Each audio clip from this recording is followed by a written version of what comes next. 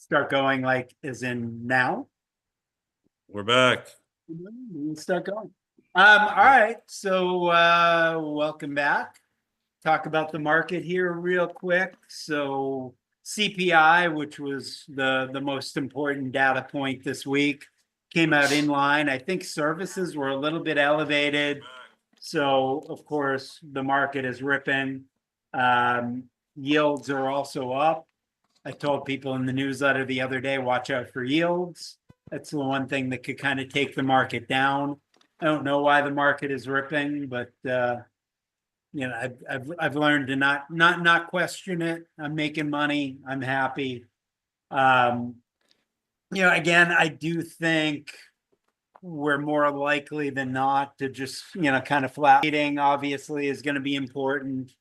We assume they're going to cut. I am hearing rumors of people talking about a bigger than 25 basis point cut. But I mean, I think for that, you really needed to see CPI light. We could do a PPI Thursday. So, who knows? But why do we need to cut again, Matt? I don't really understand this anymore. We're cutting because what? So that's where you've got all sorts of people fighting. The cut interest rate guys are saying, the jobs numbers are slowing down. Inflation is slowing down, or at least not rising anymore. And interest rates are too high. So we should cut them, which obviously helps people getting mortgages. It helps our debt. A lot of reasons why you would want to cut interest rates if you think you can. The other side is saying, there's uncertainty around tariffs, could have higher inflation. The numbers really aren't weakening. We don't need to cut. And then you've got another side that says the numbers are all fake and we have no freaking idea. Well, the market's at all-time highs, right? Market's at all-time highs. But that, technically, the Fed is not looking at the market. Everyone looks at the market. Even when Trump tells you he's not looking at the market, he's looking at the market. But what they're supposed to be looking at is employment and inflation. That's their dual mandate, to keep unemployment at a certain level and to keep inflation growing at a certain level. And they're supposed to adjust interest rates accordingly. I would argue it's turned into somewhat of a clown show. But now at least it makes it interesting. Right. You see Trump and Powell at events together. It's normally you turn the channel to like Dancing with the Stars, but now this stuff is interesting. So, but it's all crazy. And then are the numbers made up? Like the CPI number, I saw a statistic where at least a third of that data comes from dubious surveys. So who knows? So it came in line, but at the end of the day, you're going to the grocery store. What do you say? Kind of flattish last few months. Yeah. Well, the mayonnaise index is doing well. Right. That egg trade I was on, doing great, and the wheel on TNA is starting to turn really well again. So, according to TNA, they're expecting a pretty sizable rate cut just by the boost in volume buying in TNA. So, what's TNA, Jay? It's a triple. Wait! Don't answer that. This is a family podcast. All right. You mean the small cap ETF? Sorry. Oh, yeah. Did I just say that? Wow, you tricked. That's not even a real thing. You just tricked me, right? Sure. Yeah. No, actually, ticker TNA. TNA. Tango. Pull that up, Matt. What's Tango TNA? November Alpha. See it. If I've got to explain it to you, then I'm not going to explain it to you. All right. It's kind of like IWM, but it's like supercharged, so it has a lot more range to it. And for me, it's one of my most risky wheel trades ever. But if I just keep it turning, and it keeps turning income for me, so I don't complain, and no one would listen anyway.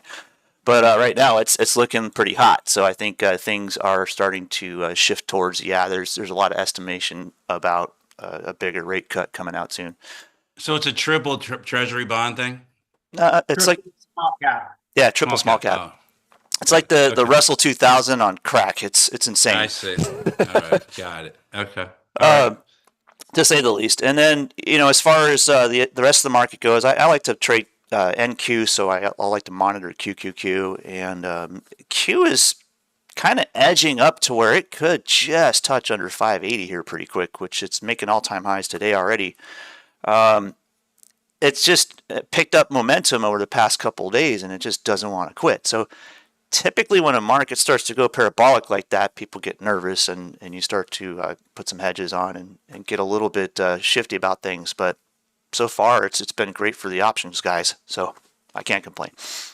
Right. And keep an eye on Ethereum. Yeah. So, Bitcoin's trying to break out, but Ethereum is really taking off here. Yeah, so here's Ethereum. So we got all-time highs, whereas, Bitcoin is kind of flatlined a bit. Holy smokes. Yeah, That's on like a week, right? Like that weekly move is massive. Yeah, No? I mean, Ethereum is Shit. really. It was just 3,200 when I closed my eyes, and now it's 4,200. Is that right? Yeah. Holy shit! Wow. Yep. That's insane. All All right, so I'm going to introduce Jay here. Yeah. Yeah. All That's right. good. Okay, so we have Jay Kriner here. He's from GALE Project. Hopefully, talk a little bit about drones and some anti-drone stuff. I do a lot of research, obviously. So I read some stuff here, and the new, big beautiful bill. There's like 4 bill going to unmanned aerial systems (UAS). Another 4 bill to unmanned surface vehicles (USVs). Another 2 bill to underwater vehicles, et cetera, et cetera, et cetera. Counter drone, another 2 bill. So I think there's a lot there to talk about, Jay. Why don't you talk about any or all of that, please? Well, guys, thanks for having me on. So coming from GALE Project is an early stage company created over 2 years ago. We get to see a little bit more of the old school coming into the new school and the rapid growth of it, especially because of that bill. Now that bill is going to be taking effect this next year, but there is a big push right now that there are looking for current solutions and new innovations coming out. There's going to be a lot of private sector kind of emerging. They're trying to focus a lot more on the US side of that. It's not going to be as much as, say, foreign. It's not going to be China. We're going to say that now. But they're going to be pushing a lot of money towards folks that have a stake within the US. Maybe it's not just manufacturing, but it's distribution. It could be production lines of some parts. It's going to be a lot of interesting things coming from that industry just as a whole. Now, we see DIU, Naval X, AvForks, a lot of those guys right now have bids out for new innovations in the drone industry and counter drone. Coming up, they're releasing, hey, this is how much money we're going to toss in that entire arena. That's piqued a lot of interest to a lot of people, not just in the US, but also foreign. I've already seen folks come and even approach GALE saying, hey, look, we want to jump in now because we know it's about to explode. I was like, well, it was already in motion, before all of this, but now everybody's like, I want my lotto ticket with it. So out of this, we're not going to see a whole lot more of a different type of drone. We're going to see maybe more US manufactured drones, more parts, more motors, more chips. So there's going to be like a cascade of events that have to happen for this, one company just to make drones here in the US. We don't have a lot of the parts readily available. We still have to outsource a ton. Right. So it's kind of like the chip manufacturing in Tesla. They're trying to dive in the game and own that market. Someone's going to start doing the exact same thing here. What I believe is kind of on the cusp of about to happen is more or less you're going to find the cheaper, faster way of making these things that are disposable. They're not going to look for so much more technology, and we're going to revert from technology. Right. Because we've already went down the path of counter drone. We went down the path of EMPs and even now tethering to get around how the drones are communicating not on an RF signal. We're going to see things get rudimental and cheap because they're disposable. Who can catch into that and get it first to market and then be cheap enough and it meets all of what they call a blue UAS. That's the standard for the DoD, saying that you are compliant with all DoD regulations, being a US manufacturing company. That's what I think. I think things are just going to get cheaper so they can get out faster. Some of the more expensive things they're going to toss a lot of money at because it does cost more here in the US to make. Okay. You said something here like you gave a couple agency like DIU. Who's that? You listed a couple. I Yeah, didn't. Defense Innovation Unit, Naval X, AFWorks. There's Marine Innovation Unit, Tech Bridge, Tech Lab. There's a whole bunch of these entities that are affiliated directly with Navy, Air Force, Oh, I see. Army. So they're agencies of these Correct. services. And I Army guess. Application Labs is another big one. They're kind of the smaller entity that was given funds to create the innovation and kind of foster from the civilian to the defense sector to kind of bridge those gaps and get some of that technology worked in. Got it. Where does your company fit into the ecosystem? So what exactly do you guys do? Our main thing is called the GALE system, which is a remote monitoring station that has different platforms that can be stacked on top, that goes on top of a utility pole or a buoy. This monitoring station has a camera, sensors, and on top has an autonomous drone deployment system. So in more cases, it's a drone housing, right? So a lot of folks focus on the drone and someone's got to take the drone, someone's got to fly the drone. We figured on our path is no one's focusing on where the drone comes from and what if the drone was already there. So that is what GALE system is. It's a drone housing that does a whole lot more in the background that can be integrated into public safety. And kind of more so on that, it's like the fire department. You have these things on a utility pole here and there. They're out looking for somebody or need to get somewhere remotely. They can deploy a drone prior to even leaving the fire station to get that investigative information, give them a live feed, and in some cases can take a drone with a payload that can do a life-saving apparatus. So it's all about the housing for us. So it sounds like then what you're doing is more kind of domestic stuff and not warfare, or is it some of both? Yeah, there'll be a little bit of both. The dual use aspect of that. So when we say dual use, it's going to have a defense application. So it'll be for national security on maritime, on borders. Border security is a big one because these things could be everywhere and, kind of remotely monitor. And then more so, we have an application for a buoy. These things can be dropped in, middle of nowhere, and it can sit there based off solar power and do the exact same thing, but out there in a remote environment. So it sounds kind of far-fetched in a way, but when you really look at it, the drones exist. There's thousands of different types of drones. We call it like a cell phone. But where they live and what that system does is so underappreciated and not developed yet, and that's our main focus. So you could like put them in Iran next to some nuclear facilities, stuff like that. Look, we say we can put it anywhere you want, right? So we'll follow the paycheck on that. You can put it on a vehicle. Yeah, you can put it on a tank. You can put it on a moving vehicle. There was one recently that we supplied to the Army for an Abrams. The concept for that, but it's more like not just the drone. So people are hyper focused on drones and what they can do, but not as much as what the system that was deploying them can also do. So if let's just say our system also has counter drone capability. Well, now it can deploy a drone and it can do counter drone. What if I can do weather? What if I can do atmospheric or radiation? You can start stacking these things up as features, but you're kind of like the icing on the top is the drone aspect. But then let's just say that one drone that came from that one doesn't work anymore, but there's one flying around that needs to recharge.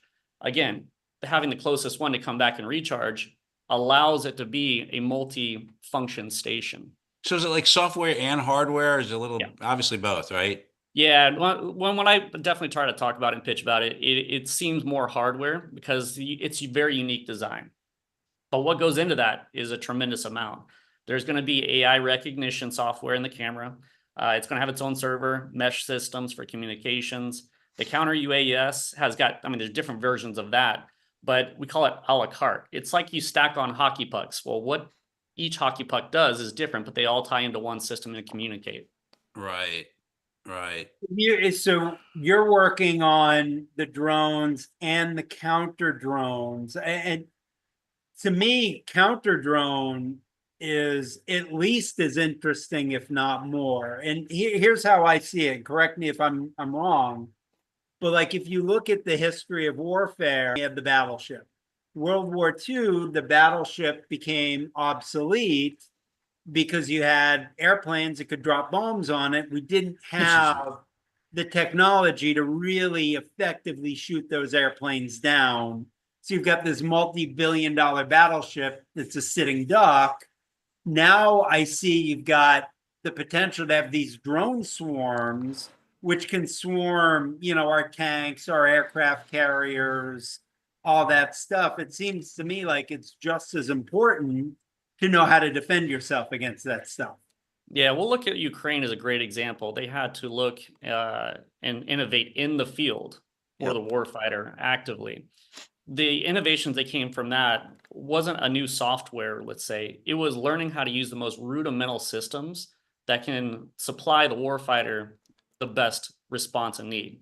So they were taping things to it, right? They're taping 40 mics to these things, or whatever grenades. That's a big deal right now. They're taking whatever they readily have and taping it to the cheapest UAV they could possibly find because it's going to be disposable.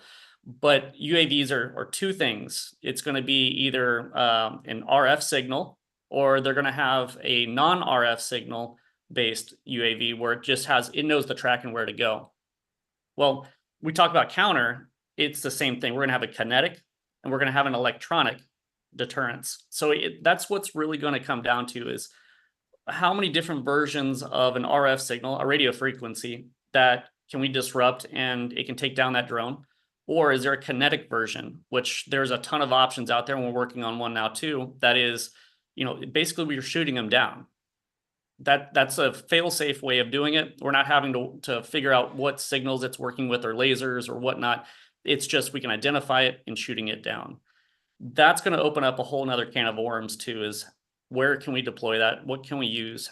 The cost of it, cost per kill is what they say. But in the end, some of these drones are the cheap ones, and some of them go up to 60,000 feet. So we're really trying to catch it on the cheaper end of things, if that makes sense. We want to make sure we're identifying who's going to use these things, what does their budget look like, and then how can we disrupt that. Right. So I'm going to stop for a sec here. Just hold on a moment. So let's talk about the public safety drones market, right? So this is kind of where I feel like your strengths are, in my opinion. Okay. So, I have this thing growing from $1 billion this year to $3.5 billion in 10 years, which is some, 12% CAGR or whatever that is. And, the amount of sheriff's agencies is growing by 73% over the last 3 years using drones, et cetera, et cetera. What do you make? That's kind of where it is, right? I mean, that's what you really want to hit, in my opinion, or no? Yeah, well, if we look at the global aspect of public safety, not just the US, that's the big ticket right there. I have a personal feeling if we save one life, it was worth it, right? That's not what everybody wants to see. They want to use this for police, for counterterrorism. They want to use it for fire department, search and rescue. It's got an application for all of it. And that's why I think it's going to be much more valuable than it is on the defense end. We call it the check size. The first check is from public safety, but the biggest check is defense. Defense always pays more for everything. But if we came and looked at the public safety aspect, we've got fire departments that are, in a metropolitan and also rural. There's also departments that don't have assets out that far and they have a vast region. That's why we start to see the drones being the first responder. Right. You can definitely get out there because they have a 6-person crew. A drone can cover a 5-mile radius. This could get there a lot faster and identify, do we need more assets? So I do see a bigger value in that than I believe in the defense side of it. I try not to lean into the police aspect, but the PD is going to want to know, hey, we're missing somebody, or, we're searching for somebody, or can we get an aerial on this accident, divert traffic? There's a lot more of that versus just say, a fire somewhere or a car accident or a missing person. So in essence, then you would put one of your systems on every, neighborhood or whatever. I mean, that's the idea, right? Kind of. Ideally, but there's going to be a part where, I see that there is still an expensive cost to this. A lot of these municipalities can't afford these things or have the budget. So as technology gets cheaper, we want to offer them cheaper. That's the big thing. Get them out there more and you create the masses. I think at one point this will become a standard. We do have the IP on a lot of this, but it's kind of nice knowing that we're the beginning of what's going to be the future. There's going to be more variations of this. It's going to be a normal thing coming up. They're already using drone in a box, if you're familiar with that. Basically, it's just a box, goes on the ground somewhere, and a drone can autonomously deploy from it. Right. They're very expensive still, but you can only put those either on the ground somewhere or on top of a building. When we saw that angle of, hey, what doesn't flood, what doesn't get tampered with, what already has a current infrastructure and power, it's utility pole. So we started focusing hyper on that. And I think it's going to be a common thing coming up. Right. What about deliveries? Are we going to have, all my Amazon packages at some point delivered by drone? I'm going to say that's going to be a long, long time. And if I'm going to say no, it's going to take a few accidents. FAA is going to shut it down. Yeah. I know Amazon, Walmart are both working on that. I think it's going to work to a certain payload or maybe from distribution to distribution. But for every consumer, look at the mass amount of Amazon packages people get on my street. I mean, I'm Yeah. like 3 or 4 a day. So yeah. Yeah. So the logistically, it's not going to work, but I think it could be a bulk distribution system. Absolutely. Okay. And then what about warfare though? Do you see this as the future of a lot of where warfare is going, not spending $1 billion on a massive tank or a massive aircraft carrier and just having these drone and anti-drone swarms? Lower liability, less asset cost. I think it's going to be the way it already is. We're just trying to catch up to it. I know we're using a lot of TBMs or jets that go long distances, carry larger payloads, but at the end of the day, someone can deploy a semi truck with 100 drones and take out billions of dollars worth of planes. I think it was a use case proven. It was just, that's the way it's going to be. Now, what the next drones are going to look like and be capable of, it's probably going to blow your mind. I have seen stuff, for maritime use, the size of, like one of the little thermoses. I've seen UAVs the size of a plane. So we're really trying to get there. It's just how to make it cheap enough. Who is it? I mean, what country on the warfare front, what country is ahead right now? China. By a lot or a little? By a lot. By a lot. They've been in the game. They kind of invented it in a way. So their technology is curving extremely quick. In addition, they have the rare earth metals to produce a lot of these things. Yeah. They've got the chip manufacturing. There's kind of a lot in place already. So their infrastructure was already created. So until, let's just say, other countries create the infrastructure, we're not going to be popping them out as fast as they are or that cheap. Yeah, for sure. Who's number 2? What's that? Who's number 2? Are we at least number 2? As far as sales or manufacturing, I couldn't tell you, but you got to look at over in the UK. Those guys out there are on the move, making them on the fly. So their production has gotten down. There's companies called Firestorm. If you've ever heard of Firestorm, it's a Connex box with its own mobile drone manufacturing in it. So they can just deploy the box and all of a sudden start making drones out in the field. So we're going to see a difference between civilian drones and DoD drones. Civilian drones are going to be, for the cameras and the pleasure and the fun, but the DoD drones are just going to find a way to make them cheaper and faster. Right. Yeah, it's okay. Like when people say military grade, it's not always the most expensive stuff. It's the stuff that's most cost effective and gets the job done. In the civilian side, I was blown away when things like, full flight telemetry was available, relatively affordably. And now you can go and have GPS attached to that and everything. And on the civilian side, I fly drones and RC planes, and the technology is just leaps and bounds ahead of where it was when I started. And, the things I can do now with a very cost-effective drone, I'll fly the crap out of it and weave through trees at high speed. But the expensive ones, I'll tend to be a little more careful with. So apply that to a military standpoint. Yeah, cheaper is better. And I don't know what had happened, but I think it was in 2016. I even had a DJI. That's the largest drone manufacturer in the world. Yeah. They I think I got mine for like $1,600. If you go look now, drones are like 5-10 Yep. grand. I'm like, what happened? It's not like real estate here, but the technology and then the demand. Yeah, I'm like Right. the DIYer building stuff from scratch or kits and adding stuff on, and yeah, even that can get expensive if you really want, but it's still relatively affordable in the lower end Yeah. stuff. But yeah, the Yeah, upper end stuff is insane. You can buy, good drones these days for $100, Yep. Really? So Oh, yeah, absolutely. Go to Amazon. No. Yes. Yeah, so you can use your Where? platform. Go to Amazon, just search Put a good up one in the chat. Like, put one in there. I'm gonna go get one Yeah, today, I'll man. find one for you. I even looked up one to play around I'm with gonna my send one son. over to Matt's house, man. It's fine, Matt. Okay, from California to Connecticut. I There's don't think the $100 version is going to make that trip. All right. Yep. All right. There's So rules, too. what is it? What is a DFR grid, Jay? A drone is first responder. So what municipalities are trying to do now is utilize a drone to get there first, right? It makes sense. Drone as first responder. Right. But there's different variations of that and the information that you're gathering. Is it a visual? Is it thermal? You're getting some data from this. Can I see people movement? Or Thermal, congregating right? Like a sphere. fire, Yeah. yeah. Yeah, you can also get AI integrated. You can do recognition. But more so, they're getting into payloads. So if you can imagine, say on the California coast, there's a swimmer caught in the riptide or whatever. The drone can pop up with its own little life preserver, fly out and drop it off right there. I mean, it's already out, and I think that's a amazing thing. That even so, they're doing the fire department versions too. It's ones that can hold a hose and they can go up and spray buildings through a drone. I've seen that.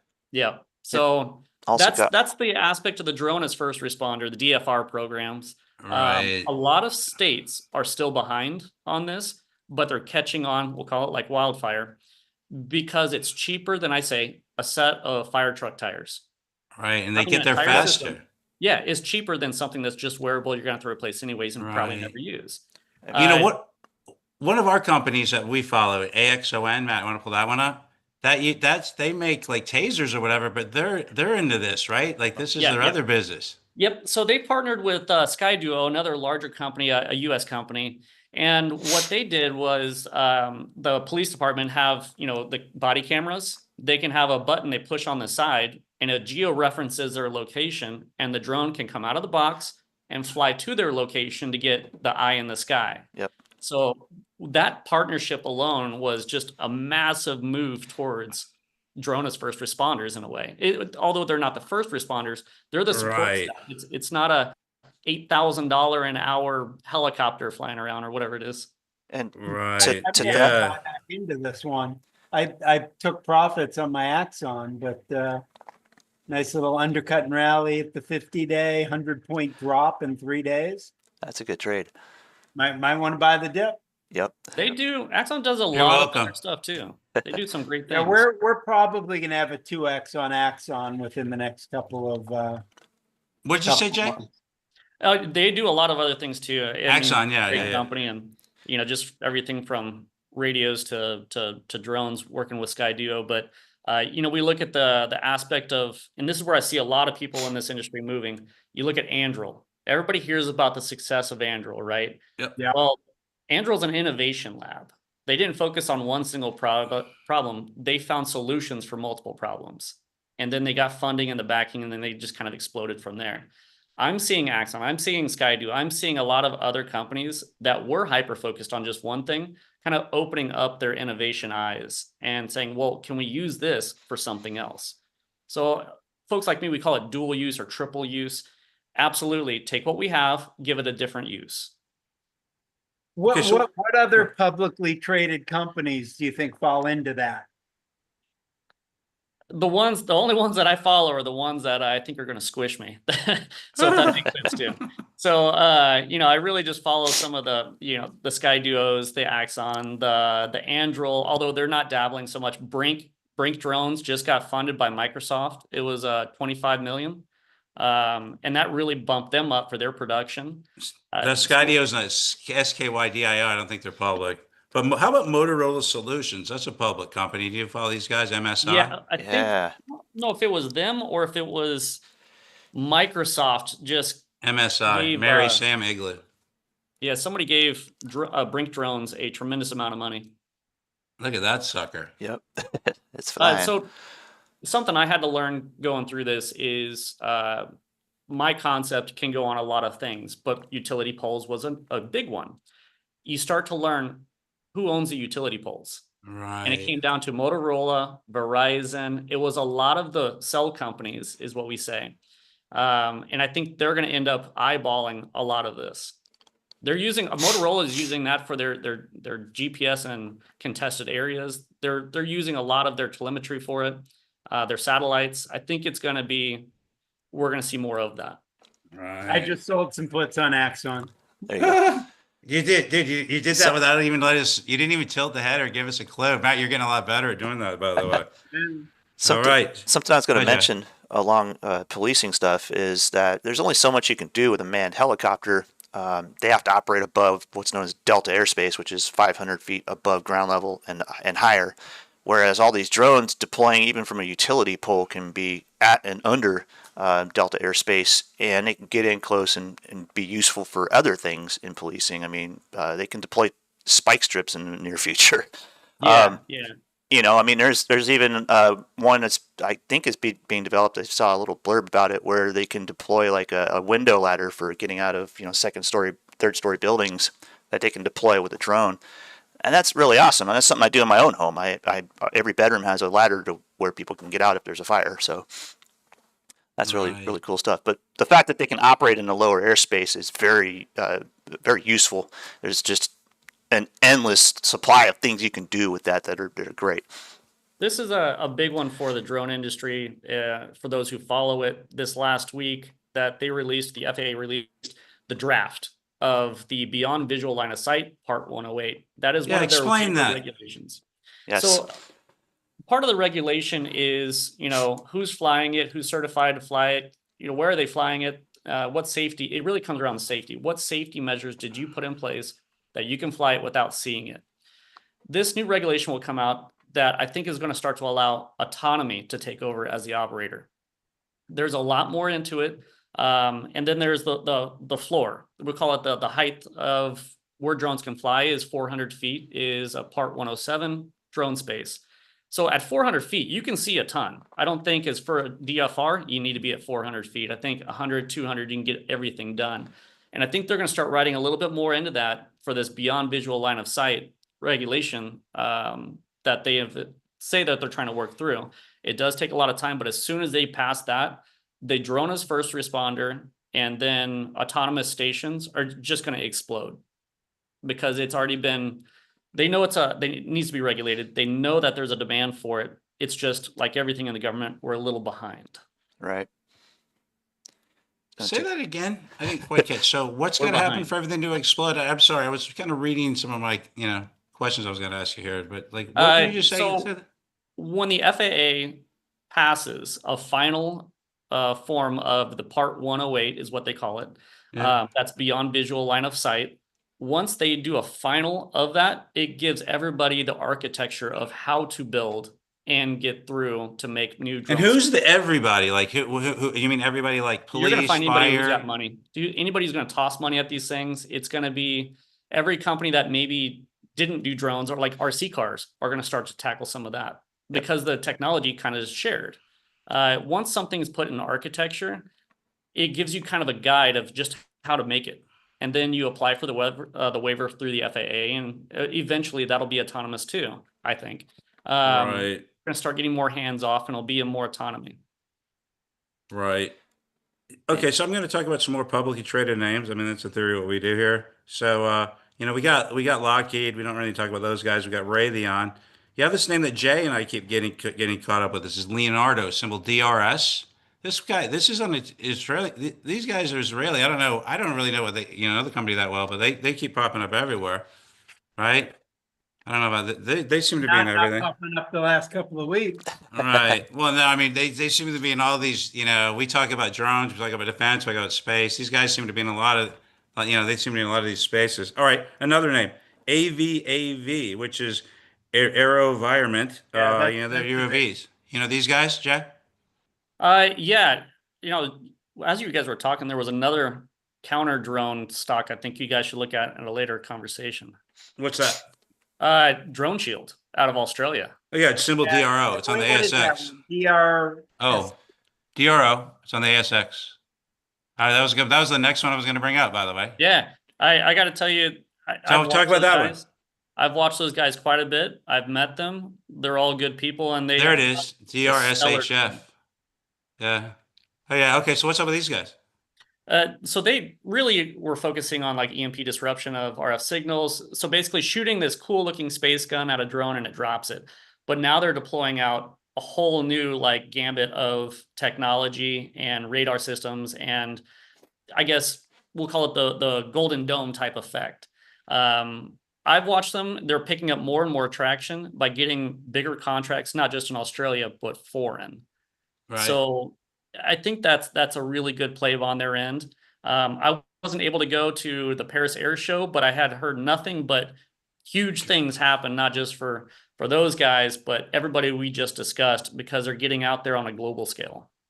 So RF. So I'm just looking at my thing here on Drone Shield. RF means what? Regions Financial. Radio frequency. Radio frequency. Radio frequency and RF, radio frequency plus radar plus camera-based CUAS. So that's counter UAS, correct? Contracts with the US DoD, NATO, and Australia. So they got some stuff going on, right? How about this one? This is also on the Aussie exchange. Symbols EOS. It's electro-optic systems. You know these guys? High power laser, speed of light, countermeasure. This is what you just said. Same guys. Yeah, I have definitely heard of them. And there's also, I don't remember the company right now, but someone's coming up Electro-optic with, systems is what it's called. there's a company coming up with how to charge drones through a laser. They're working on that now. Electro. Yep. Remote power transfer. All right. Oh, well, we don't have to do all these. I mean, I'm just throwing out some names here. All right. Jay, you must have a few questions here. Let me get up. Let me get to my. Well, I mean, as far as the FAA goes, I want to get back into that a little bit. The difference between a civilian base, operator base, and the commercial operator base is well enough, but then you've got the first responder stuff. That stuff's going to be more complex because it's going to be in places on different utility poles, deployable anywhere within different urban areas, obviously. The question is if there is a way to control the civilian base in the event of an emergency where these deployables will need to be in the air operating. So how would that work? And I think that's where the FAA is kind of stuck on this because there's interference between the two, or if one's unaware of the other, problems will arise. I think there's counter collision technology that they're going to develop. There's going to be who's flying at what, level. Right. But you're right. Let's just say we have one drone in the middle of the city, but there's 10 kids flying their drones around. How do they not intersect? I think that'll be the ever evolving technology of how to own the airspace in a way. And it might be able to say, hey, don't fly above this, or maybe that the private sector drones only have a ceiling of 50 feet, and they can't go above that. So that then restricts them from flying in other airspace. Right. You're right. I think the FAA it's going to be a pickle for them as well. I don't think they have the answer. On that topic and slightly off topic, do you have any sense of what was going on in New Jersey a couple months back? I mean, I think Trump recently came out. I may be wrong. I think he recently came out and said, look, I can't tell you what it was. No comment. Oh. All right. Yeah. No comment means some comment. So I have definitely heard, UFOs. I've heard China's stealth drones. I've heard all the rumor mill stuff. At the end of the day, does it look like maybe there is a reason to push for drone dominance? Maybe. Right. I mean, okay, so I have some. Oh, go ahead, Jay. Go ahead. I was gonna say they were not covert about it at all. I mean, they were. I think that was the point. Yeah. I was just going to say. I think the point was to make it very obvious and to get people talking about it, which they did, and and then for the Trump administration to talk about disclosure and come right out and basically give you nothing on it was what made it even more interesting. And then, Right. videos of people trying to shoot them down from their backyards. Are you putting on your Nuts. tin hat again, Matt? I always have the tinfoil hat on, not I just- tinfoil. Oh, it's Yeah. tinfoil. Yeah, Sorry, man. tin doesn't You're not- stop the radio waves. Oh, I'm sorry, Only bro. tinfoil does. I just learned that one last week, man, from you. Yeah. So, all right. Yeah, So, no, if you try to put tin on your head, they'll still suck You're your right. brains if there's anything left in there. Yeah. God. I feel you. All right. So, Jay, I'm going to ask you a couple of official questions here, right? So, the drone industry is expanding rapidly. Where do you see the most near-term growth? Logistics, defense, agriculture, inspection, public safety. Like, where's the one like home run spot? All the above. Everybody's going to go for defense because they just threw out a bunch of big numbers, right? Right. So you're going to see the market pump to that. That's the FOMO. But what I think really is going to be adaptable is going to be the public safety aspect of Right. it. I do too, actually. Yeah. So, okay. I mean, let's put it like this. Every now and then, the drone is responsible for saving a life. If the media caught on to that a little bit more, I think everybody would feel and recognize it as being a valued asset to the community. I think as more of that starts to happen, it's just going to take one major win or PR push, and then everybody's going to want it. Everybody's going to try to find the budget for it. Everybody's going to adopt them. It's going to be socially acceptable. That's the biggest thing right now is just social acceptance. Are we being spied on, or is it saving a life? Right. Well, I mean, just out here, right? Like we were just talking about this earlier this week. There was a fire in my neighborhood, the Canyon Fire. I live in LA, right? So the North LA is a big fire area. That to me seems to be like just the home run application. I mean, you're out here in the middle of nowhere. You can at least gauge what's happening with your drones now, right? Yeah. Well, there's something I try to do pre-production for what we do in R&D is I want to get as many opinions and use cases across the country of what you would use it for, and then, what you hate about what we're trying to do, so I can change it. One of the things on the West Coast was fires. So our system has a camera and it can do thermal, it can see something out, and if it recognizes, say, a heat signature over X size, deploy its own drone. Well, if that was going to be used, we can start identifying fires before someone calls 911 or sees smoke because it's too big. Like, we're trying to curve that a little bit more. And that's why I think drones are going to be more readily acceptable and used. But the time frame, I think we're going to see in the next 5 years a big rollout, and then it's going to just be a proving ground of like where Matt's we're a gonna go property and casualty insurance guy for whatever reason, and so like I'm not Not a surprised. property and I like property and casualty insurance Stocks. Okay. I don't. My bad. I'm not licensed. Okay. to sell property and casualty. But like, I'm surprised. Nor do I know anything about it. All right, but I'm surprised they don't, buy these, or why wouldn't they will. be buying these? So the second you use it for any type of proprietary or monetary aspect of it, you have to get a Part 107. You have to get a drone license from the FAA, right? Right. Yep. Their drone licenses right now are ridiculous. You have to learn how to be a real pilot. And it says in the test, how do you approach a runway? And it's like, I'm not flying on a runway, but that's really what they're doing. So you'll see more of, say, State Farms or whoever come out with a vehicle, and it's mounted on the vehicle per se, and then it can autonomously fly out. So once you start taking out the individual who's not qualified, you're going to see it become more. Oh, yeah. Okay. No, that actually makes sense. Okay. Another kind of official type question. What's one misconception people have about drones that you think investors need to understand better? Not all drones do the same thing. That would be a big one. Yeah. But on an investor standpoint, I think there's going to be a big FOMO. Everybody just got these numbers from the White House, right? So everybody's gonna be like, that's where it's going to be. That's where it's going to explode. And it will be for just a small bubble. Right. But it's the guys that hold what everybody needs are the ones that are going to succeed the most. So if you're the one guy with all the chips, right, that makes sense for cars and everything else we're using. Right. If you're the one guy with all the best software deployment or housing systems, you're going to be the guy. Identifying those guys at this stage is difficult because it's all conglomerates. You got these $1 billion companies that are just, those are the guys. Where in the back end, there's people like little old me or, the guys down the street coming up with new innovations that are not, let's say, changing the way the wheel rolls, but we're making the wheel a different size, a different finish, a different tread. And I think it's going to get more traction. Kind of like the picks and axes, as we say here, a little Yeah. bit. Yeah.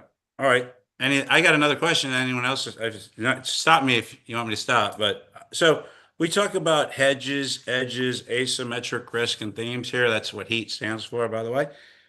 So I thought it was interesting. We've talked about this. Is it's one of the edges. I run this little program. Edges that were outlined was the structural regulatory edge.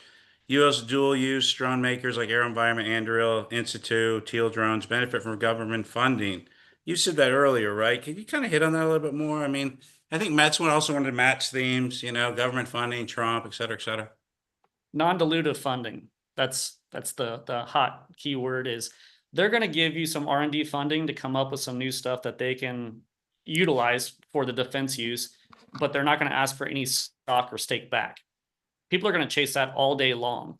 And then once you're tied in, it is kind of political. You're going to have to play that game and you're going to keep getting these checks in a way, as long as you keep producing some outcomes. Now, on the private sector, there's not many grants at all coming up for innovation or for some of these startups to tinker in, in an unknown arena. So a lot of folks, even like myself, will go for those government funding and the grants and, the SBIRs and STTRs. Those are the bigger grants out. Right. I Yes, see. Pat, why this is important thematically is a bunch of different things. The fact that Trump wants this and he's a force of nature. So, the government's going to throw a lot of money at this. The fact that, as we talked about, it's the future of warfare. And then all of the domestic uses, we're probably in the first innings here. And we've got, it's not just the Lockheeds and the Raytheons and companies like that where, for them, drone stuff could just be, rounding error on the balance sheet.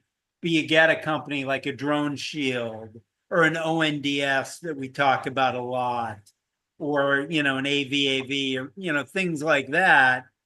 Those are real asymmetrical plays from the standpoint, like I was telling the story before. Yeah, I was playing golf a couple weeks back. The caddy's bugging me for 16 holes for a stock pick. Finally, I said, hey, ONDS, the drone stock, which we talk about a lot. It was, around 2. Now it's at 4 something. So hopefully he took my advice. But I told the guy, look, this stock's either going to 0 or it's going to 10. And it was at 2. So to me, that's an asymmetrical bet. You could lose $2 or you could make 8. Right. I love bets like that. And I think you look at something, I don't know Drone Shield that well. I mean, I hear people talking about it a lot. It looks like the same type of deal. All right, what's my downside? 268. What's my upside? Virtually unlimited.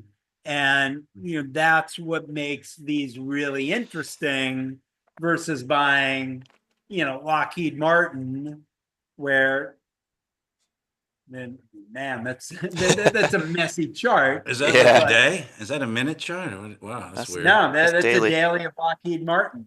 Oh my That's gosh. a beatdown. Even I can see that, man. Raytheon's a little Holy smokes. smoother, but still, I mean, how much more is Raytheon going to go up? They could be a drone leader, but Right. what's the impact on their financials? Probably small. I don't know if you guys discussed this much, but all the upcoming guys that are pre-IPO, We tried to. it's hard to identify them. 1, 2, evaluate them. But what I see happen is these big companies, RTX or Lockheed, they see someone with something coming up, or we'll call it like the Anduril. They see something coming up, great innovation. They've got the IP, they're pre-IPO. They come in and acquire them. That bumps Right. their stock, and then they hold the dominance. Right. And then Yeah, it's something we can't profit from, but I am hoping some of these good ones go public in a SPAC merger, because we run a SPAC fund and I get those IPOs in some cases as much as we want. So, I mean, Anduril is not going public in a SPAC merger, but Yeah. That would be my dream that they Yeah. do. All Someone like them someday will. right. So I'm almost Maybe done. Jay. I'm almost done. All right. Maybe, So yeah. the T in the heat stands for themes, right? So some themes, let's go into them. Autonomous systems, drones as a part of broader AI and robotics wave. Yay, nay, comments? None? So All right. I mean, drones in and of themselves are a theme with multiple parts. So what you're going to want to look at is what we were talking about, which is, who are the winners, but then you want to look at second order and third order, right. which we haven't talked about, and maybe we'll do that a different time. But who are the suppliers to the Right. win? One I Right. wanted to pop in Suppliers to real the quick. suppliers. What one of the second order kind of thinking we have talked about is if you've got all these drones, how do you shoot the drones down? So that's second order thinking, all right, yeah, I want to invest in the builders, but I also want to invest in the guys who are shooting them down. But then you want to look, who's providing the software, if they're AI, who's providing that. So there's so many components here that somebody could design a pretty interesting ETF, and The air traffic management tech, for maybe example. somebody will. There was one thing I will say, just jumping real quick, is when we were trying to identify our end final user of our system, because our system can collect a mass amount of data. Well, who's going to use the data for their own benefits? Is it Ford or is it Nike or something like that? And this is a growing thing, but we found out we got more interest from data centers. Yep. Because the data goes somewhere. Why not own it? Right. Okay. So how about this is kind of maybe hit my next, maybe these are sub themes, right? Decentralized logistics. Amazon, Walmart, and others bypass traditional hubs. That's what you're saying, right? Third. Yeah, but then Go. Sorry. as Jay said, that probably is a long time away, and so you look at something like a UPS or a FedEx as something you would short in Right. that Right. type of situation. But again, it would have to be widespread adoption because so many people get so much from Amazon and Walmart right now. I wouldn't go and short FedEx or UPS under, that assumption. We Okay. might see autonomous UPS drivers before Right. we see. Right. That's what I was Right, going to say which- when they start Which coming out might with mean you go long UPS because that helps save costs. right. All right. Third one, precision agriculture. We talked about that. Drones as standard farm input tool. Anyone care? Yeah. No? I doubt anybody cares about that. All right. It is becoming a thing because it can monitor more and spray fields cheaper than a helicopter and plane. Oh yeah. It's just not widely adopted and it's still expensive upfront cost. Right. Okay. All right. How about, so we've talked about this urban security, smart cities. We talked about that. Defense autonomy, replacing or augmenting manned combat system. I guess we've talked about that. So that, my first order thinking, there were some second order thinking ideas. Traffic management tech was one. It seems like all these drones up there. The third order, I don't know if this is really third order, but was insurance underwriting for autonomous flight and urban noise abatement tech. I've read a little bit about the urban noise abatement too, right, Jay? Or is that a thing? Yes. So if you look at airports like San Diego, where a plane takes off from the airport and it does like a straight vertical, it's because it's trying to get the noise away from the rest of the residential area. Right. So they're already trying to accommodate that, but the size of the drone that we're looking at, you hear the buzz, you hear the noise. Right. It's going to be inevitable. I don't think people are going to have so much of a problem as tech evolves and it becomes socially acceptable. I don't think it's going to be an issue. One thing though, you did talk about that you're talking about traffic management and insurance. Right. Maybe the big one, the big ticket is going to be environmental, because there's going to be a lot of rail maintenance, a lot of spills happening, rapid response for that. But more states have regulations on those things, right? And well, the EPA in general, they want to get as much daily data from an aerial of where things are moving. If it's in an oil spill in the ocean or a train derailment, that's going to be a massive market for drone use. Right. Yeah. All right. So where can we find you, Jay? Where should we want to pull up GALE Project? Can you pull that up, Matt? Or Yeah, galeproject.com. How do you spell Gale? GALE. Yep. I believe I have a link to that in the description somewhere. Hey, There look, it is. I paid my bill, guys. Yeah, yeah, it's in there. That looks pretty cool. No, Yeah, I so like it. It makes that's, we should have showed this first because it kind of helps you understand. Like, wow, that could be anywhere. Yeah, okay, this is the fun part.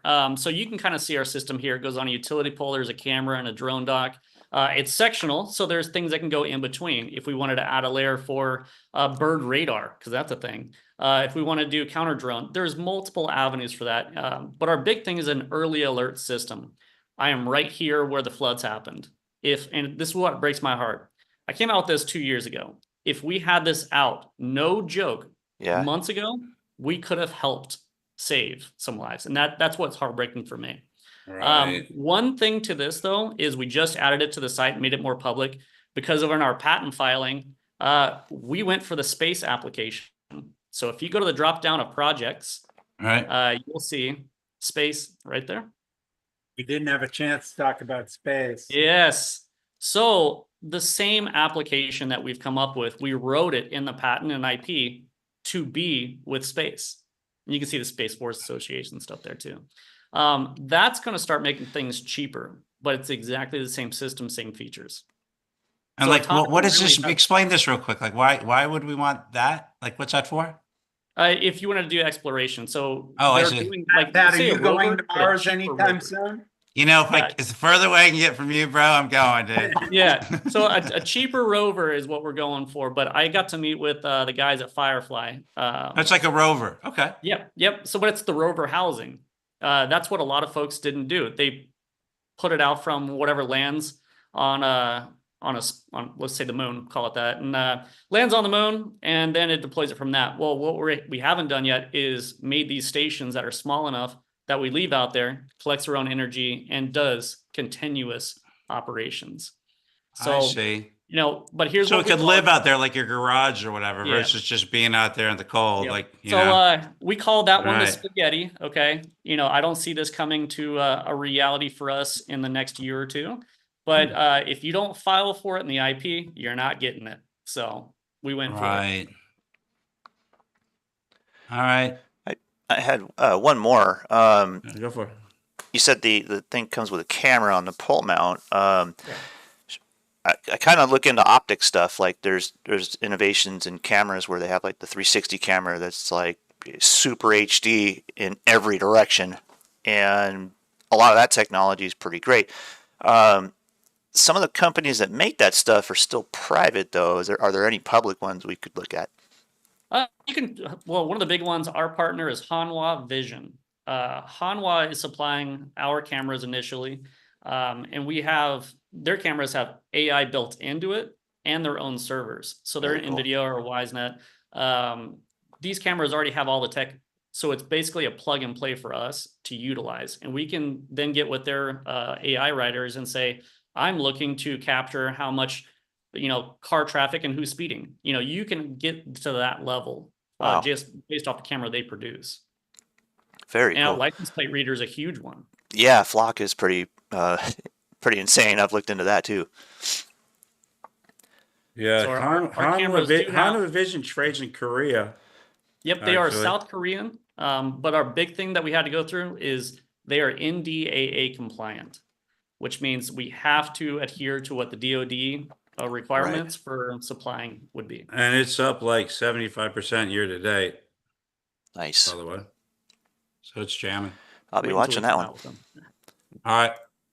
I like it. Thanks for that. That's a good one to look at. I'm always All right. the second, third, and fourth order guy. Sometimes I like the underdogs. It's HANWHA Vision Co. Limited. All right. 489790 in Korea. All right. Got I'll it. be Not out at all. in Korea in September. I'll look it up. Yeah, Matt will be out there. Get some kimchi, bro. There you go. All right. Thanks, All right. See you later. Thanks, Right on. Jay. Thanks a lot, everybody. Jay. We'll see you next Thanks, week guys. or later in the week, actually.